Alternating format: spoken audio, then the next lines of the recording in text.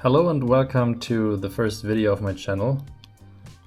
Today I'm going to present you my Koby deck profile, and I'm going to talk about why I decided to play the things that I play, and also want to talk about the current situation of Koby in this format. So yeah, let's get started. So first of all, let's start with the consistency cards. We are playing, of course, four of the Kojaku. I think it's the best searcher in the deck because you can special it off of the Helmeppo, so that's pretty neat about the card. It's a navy sword. Also, the buff effect is pretty good. Comes up quite often with the 4-cost Kuzan, so you gotta run this. It's the best searcher in the deck. Then, of course, we are playing 4 Sengoku. I've built my deck around a lot of black navy, so you gotta keep that in mind. If your deck is based around the Borsellino blocker, for example, and you play more of the red cards, you might consider cutting this card and play the event instead. It pretty much does the same job. Doesn't fix the hand as much, but like you still get the 2 cards in trash and can search for a card, which is pretty neat. But I think Sengoku right now is better because it's also a 1k counter and you can sometimes discard it to just dodge the 5k swings and not lose life too early, because you don't want to use your blockers that early. So that's why I opted to play Sengoku instead of the search event. Along with Sengoku, I also play the Brenu. I think this is a card you might want to consider cutting in the future, just simply because it's good on curve. Like, you want to play it on 2 if you don't have these 2, and you also want to play it in matchups where you can use the swing, and where it's important to have a body that can swing. So, like, for example, the Rayleigh matchup, I like to play this instead of one of these 2. You can play the Sengoku, but like a 0 power Kojaku doesn't go as well into the Rayleigh matchup. So yeah, that's where this comes up pretty nicely. And of course it's a black navy, so we can discard it for Sengoku if we go first, and have these 2 in hand. We can just simply discard it off of Sengoku, and it's also a 1k counter, so that's why I decided to play these cards. We need the counter, we need the early counter as well, just to get out of the 5k swings. And yeah, so 12 consistency cards basically. Let's carry on with the defensive lineup for this deck. I'm playing a pretty hefty blocker lineup, so I'm playing 9 blockers. Before I played 10. At one point I even played 12 blockers. But one of the best cards of the deck is the Ripper blocker. It's just like, it says if you have a black navy on field, this card gains blocker, and itself is a black navy. It has 1k counter, 1 cost, 1k power. It's just simply broken, and I think that Koby really abuses these blockers, because all of them inherently can be removed if you have like 3 or more cards in your trash. So that's pretty good about this deck, and also you can just place them right next to your board, search with your searches for them, draw into them off the Helmeppo, and I think they're pretty broken, and you also need them. And one thing I have to say about the blockers as well is you can just, if you don't have anything to play early, you can just place them and leave them on the board, fill your trash up, and by the point your trash is filled up, your opponent cannot remove them with what they can play on their curve. So that's pretty good. Just let them stay on the board. Don't use them. Just take 1 or 2 life. Don't even counter out. Like, if you see enough blockers, you will survive. That's a pretty good thing about the deck. Except for the green matchup, which is pretty awful, I gotta say. Like, green is it's pretty annoying to play against with Koby, but like in all other matchups, these blockers will help you survive, and they're pretty important. And because we play Sengoku and want to be able to trash cards from our hand, For the effect, we are playing 3 of the OP2 Rosinante. It's sad that this one's gonna rotate out because I think it's the best next option after Ripper, because you can play it on curve. On 10 you can play it besides a Koby. On 8 you can play it besides the Helmeppo. So I think it's a really good card, and it's just a vanilla blocker as well with the 1k counter. And yeah, I played 4 of these before, but like going into OP12 I decided to change things up a little bit, and I play, for example, the other 2 blockers are the Shoe and the Doll, and I decided to play the Shoe. Many people don't even know what this card does. So it's a 4-cost 5k blocker with 1k counter, and it says once per turn this effect can be activated when your opponent's character attacks. If that character has the slash attribute, this character gains plus 5000 power during this battle. So if a Tashigi swings, or if anything else with the slash attribute swings at you, this is a 10k blocker. So this one can block out pretty big swings, and that's really neat in this deck. And this one will survive a lot of turns if they can't get rid of it with whatever they have on board. So yeah, I think it's a pretty nice tech option. Also, it's just a black navy 1k counter. You can discard it whenever you want. So nothing bad about this card. I like to play 2 usually, but I decided to go with the Doll just because to have another option against the big bodies, which is also pretty nice about the Doll. Same thing. It's a navy card, but it's a red card. 4-cost 1k counter, and it says on play discard a card and give a character minus 6000 power. So this comes pretty handy along with the Helmeppo. So if you play Helmeppo, place the Doll on board, reduce something, you can swing into a lot of big buddies and get rid of them. So that's pretty nice. But like, I don't like that you have to discard discard a card for the Doll. And also until we get the release of the PRB Koby, I wouldn't play too many of them, because like you are pretty low on resources in the mid to late game anyway. So yeah, I just decided to play one copy of the Doll. Then for the 2Ks, we are playing 10 2Ks. I decided to go down from 12 to 10. We gotta play the Aramaki. I think it's the best 2K in the deck. I was opting to maybe play the Very Good again, because like it can come up in the Emu matchup, for example. Like you can shuffle in events, but I don't know how important that is. We got to see how Emu plays and what's their strategy gonna be, because I don't believe like that Emu's going to fill up the trash that much with events in the early game. Although I gotta say, if we pressure the deck, it could happen that that Emu decides to use a lot of the counter events, and they're using the search event as well.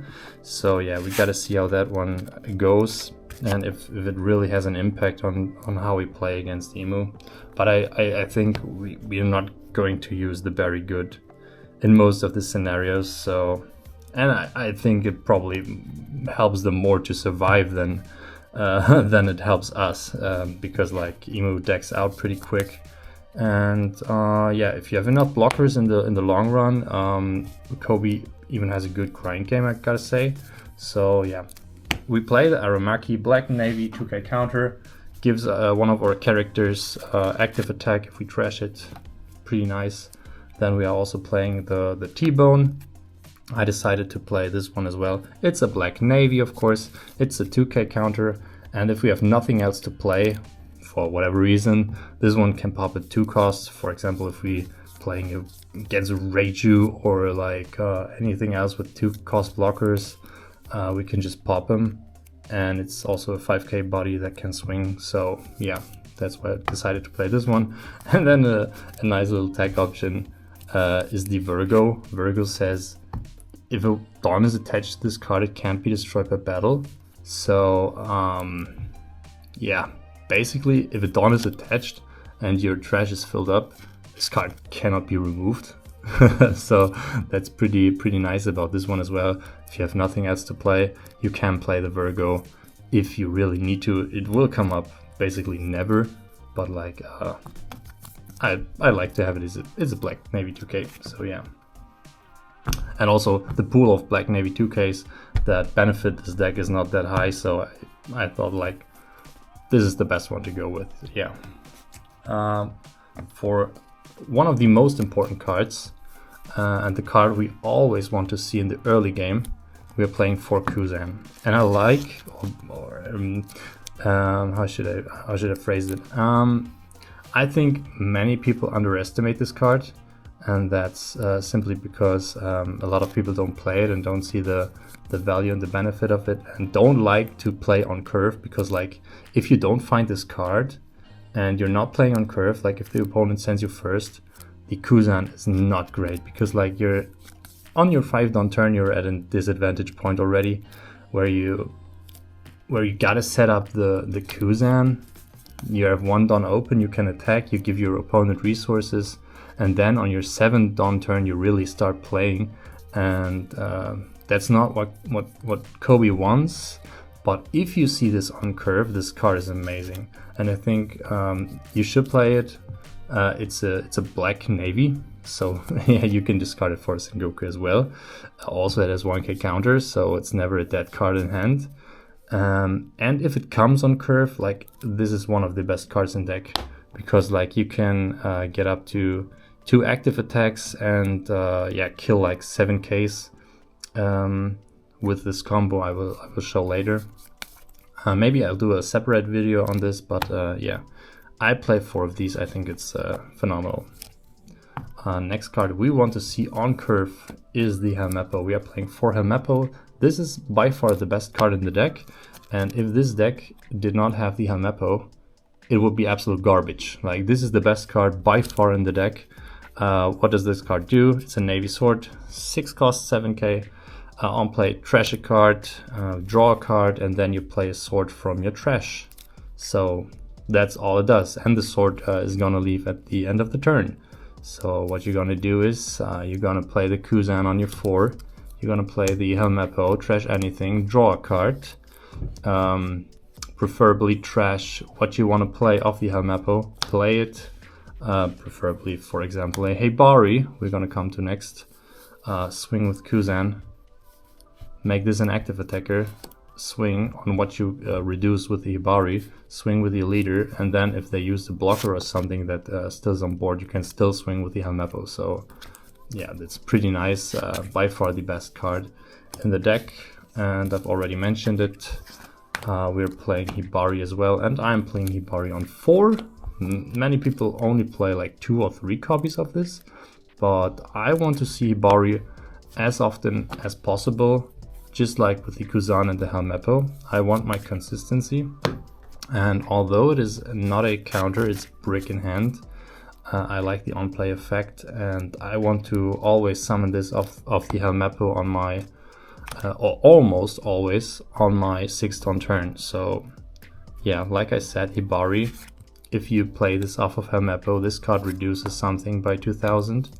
And if the Kuzan attacks, you give the Hibari active attack, so it can attack into what you reduced. So what you reduced can be like a 9 cost, a 9k power body, and you can still swing into it because Hibari gains plus 1000. So this is effectively a 7000 active attack with the Kuzan on board, and it also gives your leader active attack.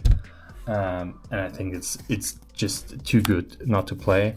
And in the long run, it can come up that you need the second one, so that's why I opted to play 4 of them, because I always want to see the second one, because if we play this off of the Helmeppo, this is very likely to go under your deck, and you will not see that one again, probably.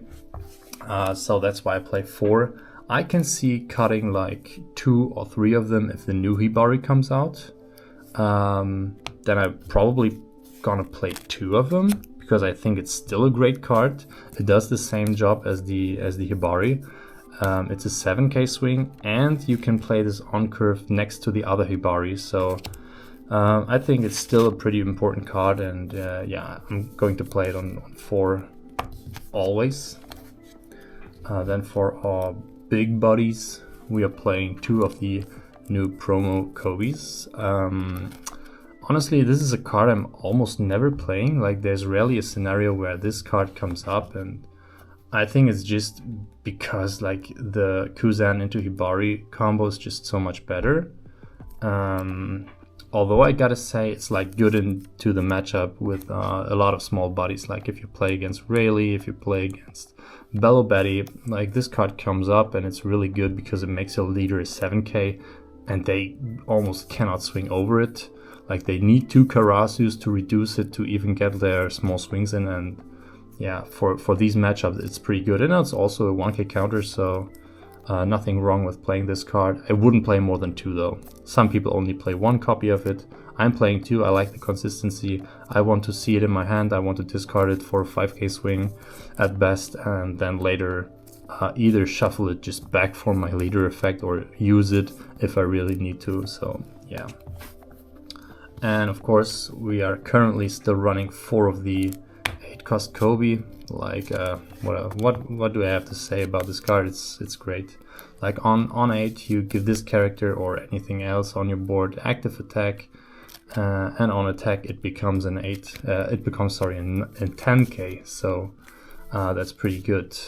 Basically pseudo rush character with 10k. This card cannot be protected by your Koby, so you gotta keep that in mind. But I think it's still a great card. It's a sword, so you can play it off of your Helmeppo. You gotta play 4 of this right now. I think in the future I might see lists where you really only want to play like 2 or 3 maybe. You can even play Koby completely different, and you're gonna get rid of all the big bodies. If all the small bodies drop, like the new Peacock and the Hibari, I see a world where you don't play any of these. But right now I would still play them. Maybe play 2, because then you can play them off of your Helmeppo effect, get really big swings in, make your leader a 6k, and yeah, just use them on curve. Maybe that's what you want to do in the future. We gotta figure that out and see. But yeah, and one flex spot, I'm playing the Honesty Impact. I think Honesty Impact is a great card. It gets rid of like annoying cards, for example the 8 cost kid or whatever is lying on board that you don't want to have there.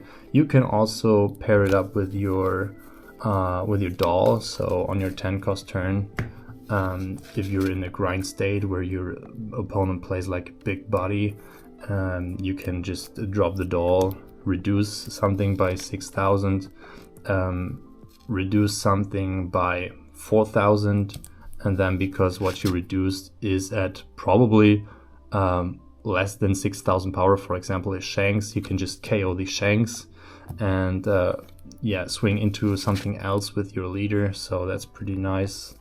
Yeah, and also I gotta say, like, this looks pretty yeah, I want to say it, like, inconsistent, but you run through your whole deck almost all matches, so it's okay to play like one of these.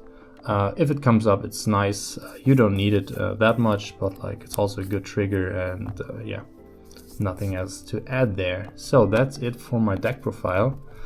I think I'm going to do a separate video on some test hands, so I will show you how I want to play against imaginary opponents with this deck, and show you how I would play the curve, and also show you how consistent this deck really is and what you can expect from it. So if you do not own the deck and want to buy the deck, to get a feeling of what it feels like to play Koby. So yeah, see you in the next one.